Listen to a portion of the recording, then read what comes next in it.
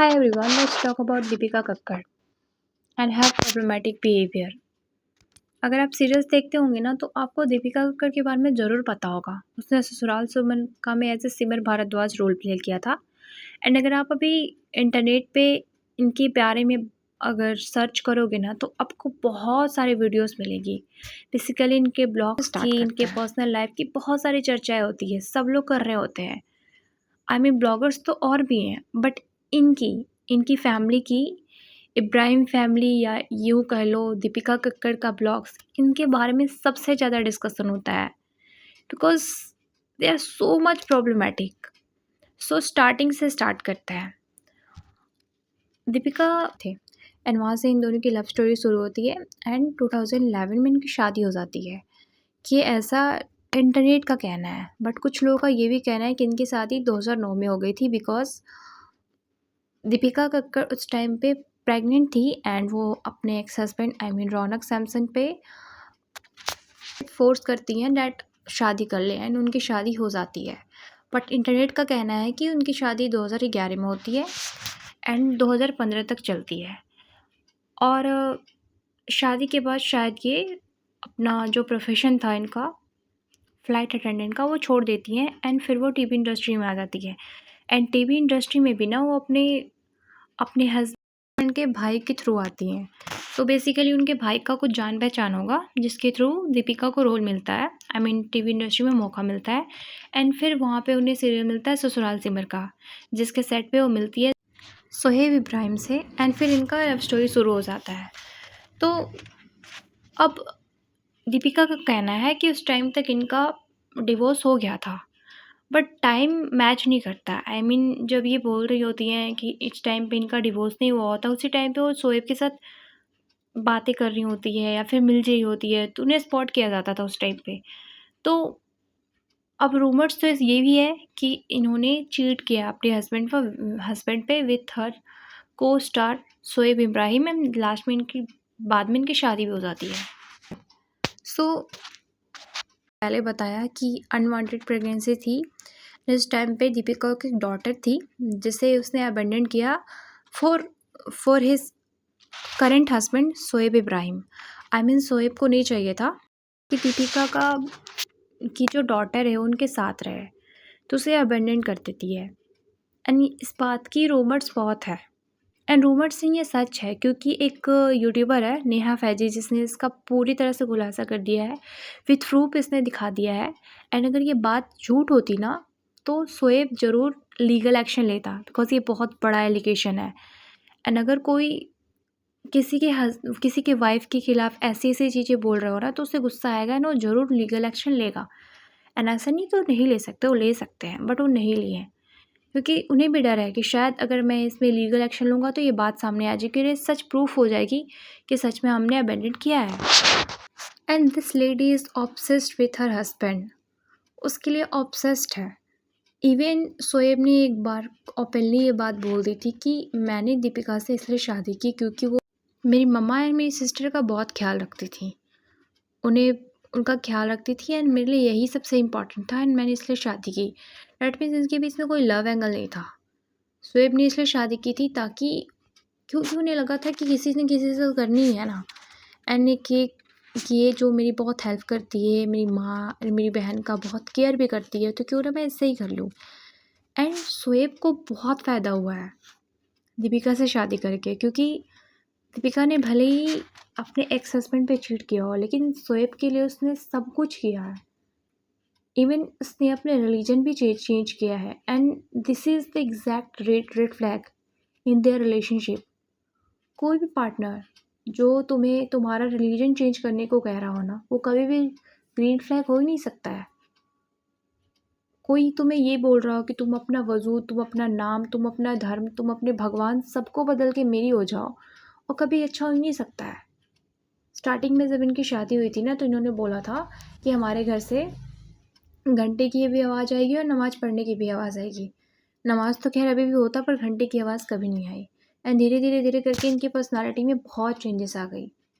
धीरे धीरे इनकी पहनावे से में भी चेंज आ गई, बात करने के तरीके में भी चेंज आ गई। एंड ये सब चीज़ें इसलिए हुआ डैट क्योंकि उन्होंने एक्सेप्ट कर लिया ना जब उन्हें ये बोला गया कि तुम रिलीजन चेंज कर लो, तो उसने चेंज कर लिया रिलीजन। यही तो मेन प्रॉब्लम था, उन्हें यहीं पे रुकना चाहिए था। आई डोंट नो क्या फूँक के मारा है, सो सॉरी, मुझे ये सब चीज़ें बोलनी तो नहीं चाहिए, ना ही मैं बिलीव करती हूँ, बट समटाइम्स ऐसा फ़ील होता है ना दैट दीपिका ऐसी-ऐसी चीज़ें क्यों कर रही है? उसके एक्स हस्बैंड वो भी क्रिश्चियन था, उसके लिए भी उसने ऑफ कोर्स अपने रिलीजन चेंज किया था, क्रिश्चियन बन गई थी।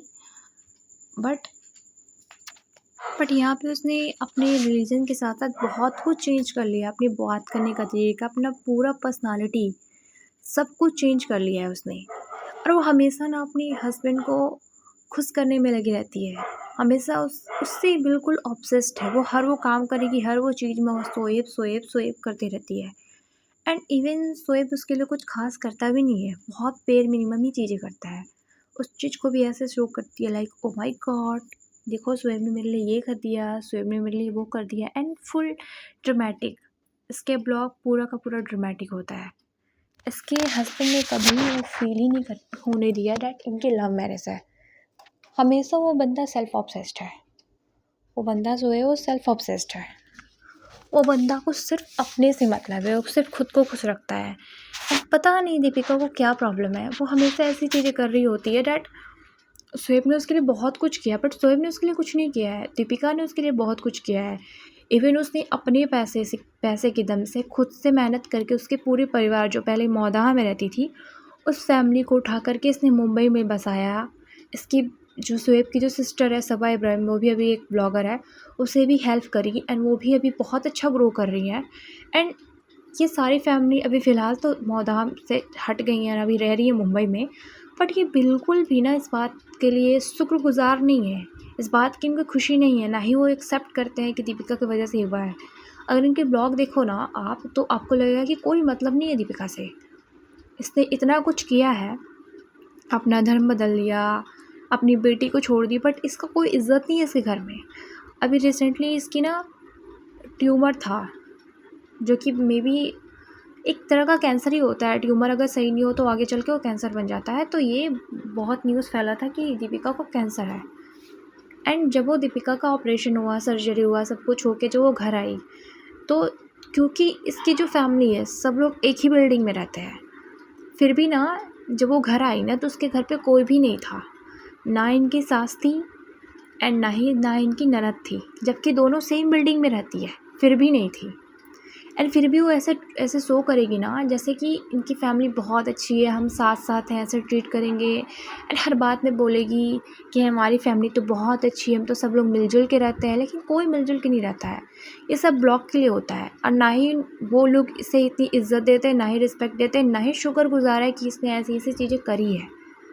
कोई इसका शुक्रगुजार नहीं होता। फिर भी ये खुद से मैडम आती है एंड बोलती है कि इवन इसका कहना ये है ना कि इसकी अम्मी, मतलब इसकी सास ने इसकी मम्मी, जो कि इसकी मम्मा हुई, उनसे ज़्यादा प्यार किया है।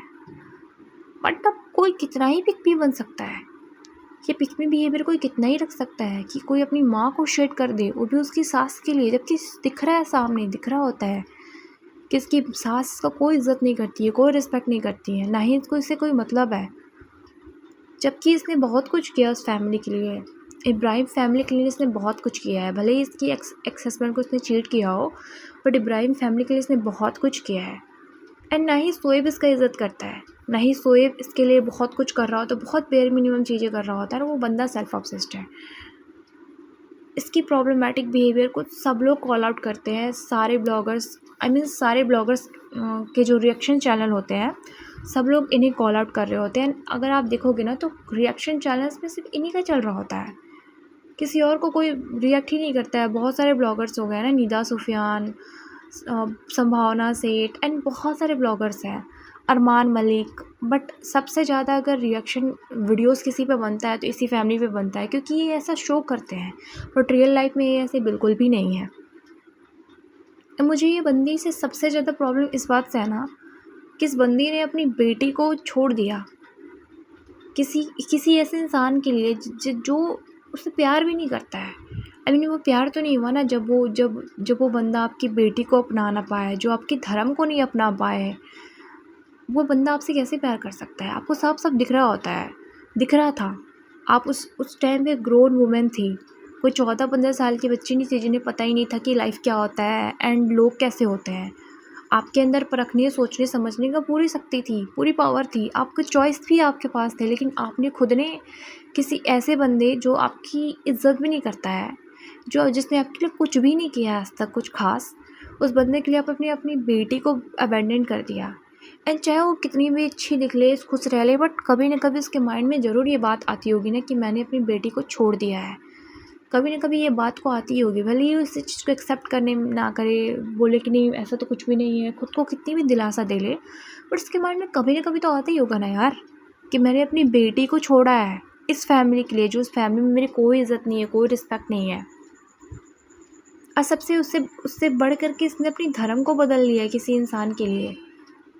मतलब ये कैसा प्यार है?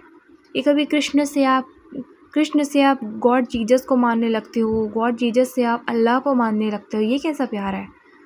मतलब प्यार के साथ साथ आपके भगवान भी चेंज हो जा रहे हैं, बिलीफ भी आपका चेंज हो जा रहा है, ये कैसा मोहब्बत है? ये अगर कोई बंदा, मैं सिंपल में वर्ड में बोल रही हूँ, अगर कोई भी बंदा आपको ये कह रहा हो ना कि उसको आपकी रिलीजन से प्रॉब्लम है, तो सबसे पहले वो बंदा ही प्रॉब्लमेटिक है। एंड मैं तो कहती हूँ इंटर रिलीजन में प्यार मोहब्बत करनी ही नहीं चाहिए, क्योंकि दोनों में बहुत डिफरेंस होता है। एंड किसी एक को ना अपना रिलीजन कॉम्प्रोमाइज़ करना पड़ता है, जो कि कहीं से भी सही नहीं है। एंड स्पेशली मैं बोलूँगी नहीं, बट इनके रिलीजन में, क्योंकि ये मुस्लिम है तो मैं इनके बारे में बोल रही हूँ, इनके रिलीजन में है कि कोई बंदा अगर दूसरे कास्ट से है, ये दूसरे रिलीजन से है, तो जब तक कि वो मुस्लिम नहीं बनता तब तक उसकी शादी को एक्सेप्ट नहीं किया जाता है। बट खैर इनके रिलीजन में ये भी है कि आप कास्ट से, मतलब रिलीजन के बाहर लड़कियों को प्यार व्यार भी नहीं कर सकते, उन्हें देख नहीं सकते हो। तो ये सारी चीज़ें इनके यहाँ होती है। तुम्हें पता थी फिर भी तुमने उससे प्यार किया, तुमने अपना रिलीजन छोड़ा किसी के लिए। एंड अब तुम क्या हो वहाँ पर? एक डोरमेट बन के रह गई हो, जिसकी कोई इज़्ज़त नहीं है, ना जिसकी सास इज़्ज़त करती है, ना वो ननद इज़्ज़त करती है, जिसका पूरा ट्रांसफॉर्मेशन ही तुमने किया था, जिसके तुम्हारे वजह से आज उसका यूट्यूब ग्रो कर रहा है ना। तुम कहाँ पे हो? इवन आज तुम्हारे चैनल पे व्यूज़ कम हो गए, लेकिन उसके चैनल पे अच्छे खासे व्यूज़ हैं। तो मैडम, पहले खुद के बारे में सोचना पड़ता है, फिर दुनिया के बारे में हम सोचते हैं। एंड अगर आप किसी को चीट करते हो ना, तो इसी जन्म में उस चीज़ को आपको मिल भी जाता है। आपने रौनक पे चीट किया था ना शोएब के लिए, एंड शोएब ने दिखा दिया कि आपकी लाइफ क्या है, आप क्या हो, कैसे आपको ट्रीट करता है, आपने देख ही लिया होगा। तो इसने अपने वो हस्बैंड को छोड़ा था जिसके कनेक्शन के कारण ये आज टीवी इंडस्ट्री में है, जिसकी वजह से इसका नाम है। एंड यही तक नहीं कि चलो ठीक है इनके बीच में डिवोर्स हो गया, कुछ इनकी नहीं बनी, कंपैटिबिलिटी मैच नहीं की, इन्हें लगा कि साथ ही नहीं रख सकते, इन्होंने डिवोर्स दे दिया। बट यहीं तक बात नहीं रह जाती है। ये बंदी बार बार अपने इंटरव्यू में ऐसा शो करने की कोशिश करती है कि रौनक कितना ज़्यादा प्रॉब्लमेटिक था या कितना ज़्यादा गलत था, ये ऐसे पोर्ट्रे करने की कोशिश करती है। बट ये बंदी खुद प्रॉब्लमेटिक है, क्योंकि टाइम नहीं मैच करता है। जब ये बोलती है ना कि इस टाइम पे मैं शोएब के साथ ही, और अगर आप रौनक के साथ इसके रिलेशनशिप को देखो या मैरिज को देखो ना, तो कहीं ना कहीं लगता है कि दोनों सेम टाइम पे थे। मतलब ये शादी में भी थी और ये शोएब के साथ भी थी। एंड इनके डिवोर्स का रीज़न सिर्फ शोएब इब्राहिम ही है, इसके वजह से इनके बीच में डिवोर्स हुआ है। एंड बंदी इतनी बेवकूफ़ कैसे हो सकती है? आई मीन हाँ, इसके कुछ पास्ट के ट्रॉमा रहे हैं, इसके पेरेंट्स साथ नहीं रहते थे, आई मीन इनके पेरेंट्स के बीच में, के पेरेंट्स सेपरेट रहते हैं। एंड पास्ट का ट्रॉमा होता है जब आपके मम्मी पापा लड़ते हैं या फिर अलग अलग रहते हैं ना, तो बच्चे की मेंटल हेल्थ पे बहुत इस चीज़ का असर पड़ता है। I accept this. फिर भी आप किसी के साथ गलत कैसे कर सकते हो? आपके साथ गलत हुआ तो आपको इस बात का परमिट थोड़ी मिल जाता है कि आप किसी और के साथ गलत करोगे। तो ये मैडम सबसे ज़्यादा प्रॉब्लमेटिक है, ड्रामेटिक है, हर जगह ड्रामा करती है। कभी किसी भी शो में जाती है तो अपना नाटक ड्रामा नहीं छोड़ती है। एंड कभी ये बहुत ज़्यादा मुस्लिम बन जाएंगी, एंड कभी बिल्कुल ही ऐसी चीज़ें कर रही होती हैं जो कि समझ के परे होते हैं। जैसे कि वो डोंट टच मी वाला, जब वो बिग बॉस में गई थी एंड ये गिरने वाली थी, तो किसी लड़के ने, आई डोंट नो, मुझे इसकी बात नहीं पता है, नाम नहीं पता है, उसका हाथ पकड़ने की कोशिश करी थी, बिकॉज वो गिर रही थी और उस टाइम पे वो प्रेग्नेंट थी। तो ये बोलती है डोंट टच मी, लाइक उस टाइम पे पूरा ड्रामा है। एंड इस बात पे आज भी वो ट्रोल होती है। तो ये बंदी ट्रोल होते रहती हैं। सो मैं इस बात से यही कंक्लूज़न निकालती हूँ ना कि अगर आप किसी के लिए अपना धर्म, रिलीजन सब कुछ चेंज करके किसी और के पास जाओगे ना, एंड आप ये सोचोगे कि शायद वो बंदा मेरी रिस्पेक्ट करेगी, तो वो रिस्पेक्ट नहीं करेगा। प्यार पाने के लिए खुद की बाउंड्री सेट करनी होती है। अगर आप अपनी बाउंड्री क्रॉस करके किसी और को चाहोगे ना, तो आपको इस बात का भुगतान एक ना एक दिन ज़रूर भुगतना पड़ेगा, जो कि ये बंदी आज भुगत रही है। तो कभी भी ना ऐसे बंदे को से प्यार ही मत करो ना जो आपको एक्सेप्ट नहीं कर पाए, जो आपके रिलीजन को एक्सेप्ट नहीं कर पाए, उस बंदे को प्यार ही मत करो। प्यार वो होता है जो आपको एज़ इट इज़ एक्सेप्ट करे, और अगर जो नहीं एक्सेप्ट कर पा रहा है मतलब उसे प्यार नहीं है आपसे, आपको छोड़ देना चाहिए उसे। एंड किसी बंदे से इतनी भी ऑब्सेस मत हो जाओ ना जिसके पीछे तुम्हें अपना परिवार, तुम्हें अपना हस्बैंड, तुम्हें अपना बेटा, तुम्हें अपनी बेटी कुछ भी नहीं दिखे, बस वो बंदा दिखे, चाहे वो बंदा कितना भी प्रॉब्लमेटिक हो। ऐसा ऑब्सेशन मत रखो मैडम, अभी भी टाइम है, सुधर जाओ, वरना बहुत बुरा पछताओगी। एनीवेज़ गाइस, पॉडकास्ट को करते हैं यहीं पे एंड। आप अपना ख्याल रखिएगा, मिलते हैं नेक्स्ट पॉडकास्ट में। Bye bye.